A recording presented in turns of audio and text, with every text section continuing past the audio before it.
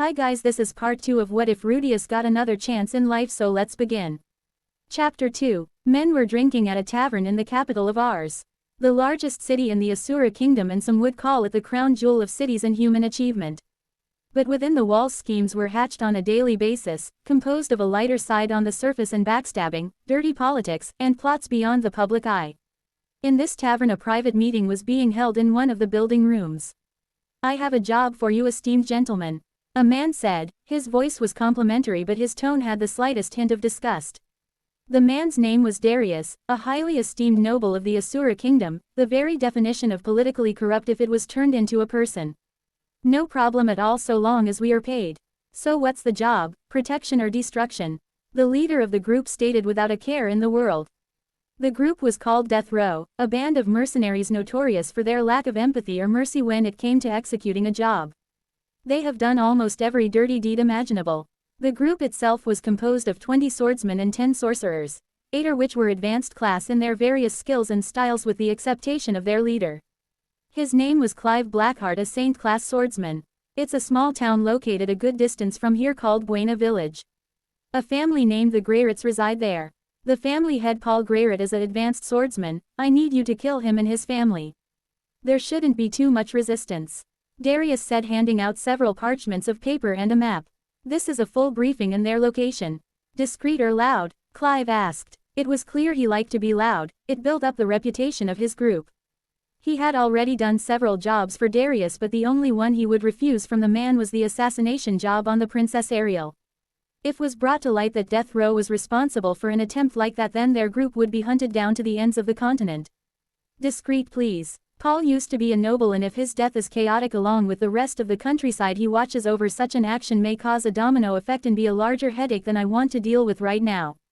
If possible, make it look like they were killed by monsters to decrease suspicion. Just his family's death will suffice." "Sounds good. And the payment?" "Half for now, half when the job is finished." With that, Darius pulled out a bag of coins, all gold pieces, and was more than satisfactory for Clive.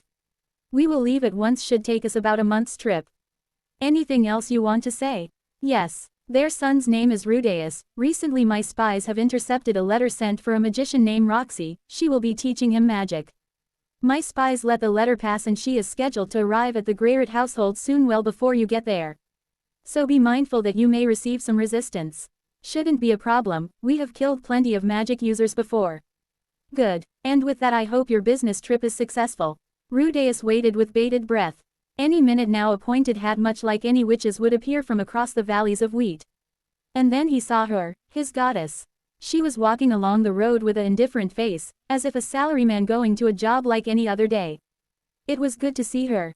Even in my previous life right before I died from old age she still has the same complexion and look. Rudeus thought. It was true, her species of demon lived to be 200 years old and only showed signs of aging around 140. Right now she was older than Paul and Zenith even thought by first glance she looked to be 16. As she approached, Paul picked up Rudeus and held him in his arms while he looked into the distance. It was obvious that he wanted his son to train to be a swordsman more accomplished than himself, to spread the Greyrit name and not as much using magic. He was stubborn in his pride, that was for sure, but he wouldn't let that hold him back from letting his son grow as his own unique person. Roxy reached the home, walked up and stood on the front porch of the house, facing the Grey Rat family. "Hello, I'm Roxy Megardia, pleased to meet you," she said professionally. Thinking back on it, I was imagining her having a beard the first time I came to this world, but I was glad my teacher was a cute woman instead. Should I still try to marry her in this world? Rudeus thought to himself. It was true he loved the woman in front of him, but contemplations about doing the same thing twice seemed like it was too straightforward. His goals would be to build his relationships but at the same time shoot for a degree of ability even higher than that of Orsted or Hitagami. "So, where is the student I will be teaching?" Roxy stated, looking around the property of the house and the yard. "You are looking at him," Zenith stated, hugging Rudeus. She let out a sigh, looking disappointed. "Ah, you do see them sometimes, idiot parents who think their kid has talent just because he is an early bloomer." "We can hear you, Roxy," Rudeus stated, smiling to himself. "Looks like this one's a dud." Roxy finished her mumbling. "Excuse me," Zenith said, trying to hold back her annoyance. Roxy made quick assumptions about a few things in her life and sometimes came to immediate judgments. Rudeus couldn't blame her for that characteristic, as it was common of every man or woman to operate under that form of narcissism until they had been shown otherwise.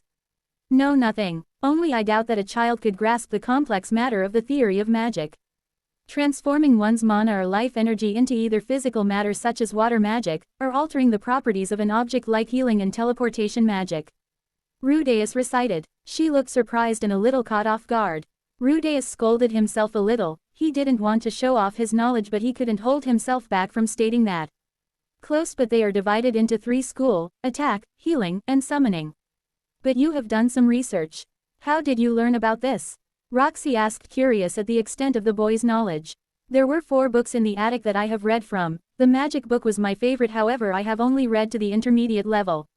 That was a lie, but not a lie if he had said the same thing in his previous life. As for her statement about attack, healing and summoning, on the surface she was right. But Rudeus was stating the purer form of magic and how it could be perceived. It would be several decades until he released the theory to the magical university though. I see. In that case I shall give a brief lesson, after that a demonstration, and then I want to see if you can do the spell I perform. Roxy stated with a hint of anticipation. Thank you, ma'am, Rudeus said, jumping out of Paul's arms and falling to the ground. He ran to the open yard where a picnic table and some chairs were set up. With that, Paul and Zenith went back inside of the house. They still had some work and chores to do inside, along with the food being prepared for Roxy's arrival. Plus Zenith didn't want to add peer pressure onto Roxy by watching her teach her son like a helicopter parent. What levels of magic are there, Rudeus? Roxy asked, testing him. There are 7, beginner, intermediate, advanced, saint, king, emperor, and divine or god tier magic, the latter most of which is on a continental size when it comes to area of effect. Rudeus recited. Very good, now I will be reciting an intermediate level of magic known as water ball. Do you know the words? Roxy asked. Rudeus shook his head. He hadn't used the incantation in so many decades because he had the ability to do it without speaking, aka silent magic. Speaking of, he wondered what words would be used to create the magic he had used, especially with his monster's creation and the ability to transfer part of his consciousness into the creature to control it. Questions for later. Roxy sighed again as she began to demonstrate. She cast her water ball using her staff and a ball of water was created. It flew forward like a bullet with an insane amount of pressure and force behind it. The water collides with the trunk of a small tree on the other side of the yard. The tree snapped and fell to the earth. The witch turned to Rudeus expecting a look of amazement. Hey miss, my mom put a lot of work into that tree. She would be pretty upset if she had to replant it. She then looked back at the tree with concern, much like an employee who dropped a plate accidentally at a diner, worrying they would be fired over their accident. She quickly ran over, dragged the tree, and used a healing incantation to get the tree to snap back together. Flowers bloomed as the healing magic caused it to be in its prime of health. She breathed out a sigh of relief. Now let me see you use the magic. Roxy said. Okay, but do I have to use the incantation? Of course you do, Roxy stated, annoyed. Well, Rudeus outstretched his hand and a ball of water instantly formed. Panic spread over his face. Whoa, that's way too big. Reduce it, he thought to himself. The ball was several hundred times denser than he intended. His mana had multiplied enough that even a simple spell could wipe out a squadron of soldiers. He tried his best to shrink it, but a gust of coincidental wind made Roxy's skirt fly up for a brief moment, showing her panties. Rudeus completely lost his concentration and lost control of the spell. It was like trying to keep a rabid dog on a leash and the spell was released at the tree. Unlike Roxy's spell, which sounded slow and peaceful, which when released and collided with the tree sounding like a splash of water, Rudeus's spell sounded entirely different. It was like a waterfall right next to someone's ear. The sound was deafening and Rudeus's ears rung from the noise. He closed his eyes and covered his ears to control the damage to his senses. Roxy had done the same. He felt the shockwave as the ground vibrated from the collision of energy. Hesitant, Rudeus opened his eyes. Well, Mom is going to be pissed, he said, mumbling to himself. The tree was obliterated, along with the ground and cobblestone wall that was behind the tree. Chunks of shredded branches and wood fell from the sky. If Rudeus was to question if the tree had the ability to speak to him, its final words would probably be, "Why me, you asshole?" What was that noise? Paul shouted, bursting out of the door and looking at the destruction. Well, Zenith is going to be pissed. he stated. I couldn't agree more, Rudeus thought, looking at his open hands, reflecting on what he had just done. He would need to get better at sword fighting in this life, it would seem. He had no intention to stop multiplying his magic, but if he continued, tomorrow a water ball would level a small hill, and the next day a village, and then the day after that who knows how destructive his abilities would be. I will have to find a way to supplement and contain my energy too without leveling a mountain by creating a simple water ball. He gripped his hands in a fist, tightly solidifying in his mind his new objective. Maybe Roxy could give something to teach him about how to control his magic. Roxy, what did you do to my tree? Zenith screamed in horror and anger. It wasn't her mother. It was me. I'm sorry about the tree, I couldn't control the spell. Rudeus stated. He would not allow mistrust to be created for Roxy so early, and he would be glad to take the fall for his mistake. Really? Roxy, can you explain this? Zenith said. She had already run up to Roxy in a blur, looking directly into the witch's eyes. Those eyes displayed nothing but shock. It took her a moment to snap back and regain her composure. Rudeus Greyrat is a prodigy. He didn't even have to say anything to cast the spell. Mana is natural for him to use but difficult to regulate, at least from what I have witnessed. Not only that, he has an incredibly higher reserve of mana than anyone I have seen of someone his age. You hear that, Paul? My Rudeus is a natural. Zenith shouted, switching her mood on the dime from anger to joy as she jumped up into their air and embraced her husband. She then went over to Roxy. Please stay and teach our son how to control his abilities. We only have one house after all, and we would prefer he not blow it up. He already destroyed part of our wall. Roxy seemed at a loss for words at this point. She had had quite a full day in a brief period of time. No thanks to Rudeus. Speaking of which, he wanted to get started as soon as possible with controlling his mana to a smaller scale. Beforehand he had only focused on growing his mana, but precision was needed as well, and maybe by figuring out how to use a needle as effectively as a broadsword he would unlock some new abilities. Roxy nodded blankly, still in a little bit of a daze. Zenith smiled and took her as well as Rudeus inside. We hope you will like staying here, Roxy. Zenith said, outstretching her hand to the assortment of food laid out at the table. It was like a Thanksgiving dinner, but in this case it was a welcoming party. The young witch looked in awe at the display and she bowed swiftly, thanking them for the hospitality. With that the feast began. After part of the meal was done, Rudeus dismissed himself, saying he was tired.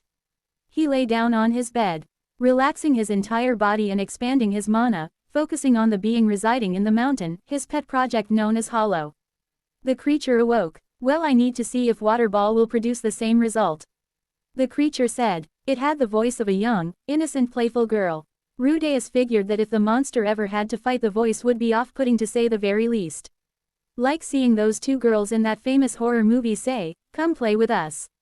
Speaking of, if it caught people by surprise, it would say something like, "Hey mister, want to play hide and seek?" Followed by, "You hide, and I'll find you." But Rudeus was getting ahead of himself. He outstretched the creature's hand and let out a water ball. It destroyed a part of the wall, causing the cave to get a little bit bigger. It was, however, on a smaller level of power than Rudeus's demonstration to Roxy. If his theory was true, it would seem that the larger he expanded his mana outside of his body, then the weaker the magic would be. This made sense. His release of magic was like a faucet. He had the same amount of water, but the pressure would be reduced if he spread it out and kept it from building up pressure in one spot. The downside of this theory was that if it was true, the creature had a limited range and he would gradually lose the connection the further the creature was from Rudeus's body. And if that was true, then he couldn't save Ariel after the teleportation incident when he stopped it. The distance would be too great from him and creature to maintain. He would stop the teleportation event from happening, but the downside of this would be Ariel wouldn't be saved by Sylphie. The upside of stopping the teleportation event was saving hundreds of thousands of people, so obviously the pro outweighed the con. It was also possible Orsted would try to save Ariel and keep her from dying, as this was a part of his plan to kill the man-god. But Rudeus could not count on Orsted until contact had been established, and he had no idea where the dragon god was at this time. He would have to track him once he had fully matured, but for now he would continue to grow his power and prepare to stop the teleportation event. With that, Rudeus sealed himself in his ice coffin for the creature and opened his human body's eyes again, back in his bedroom. He then closed them, falling into a deep sleep. Part 2 ended. Thanks for watching.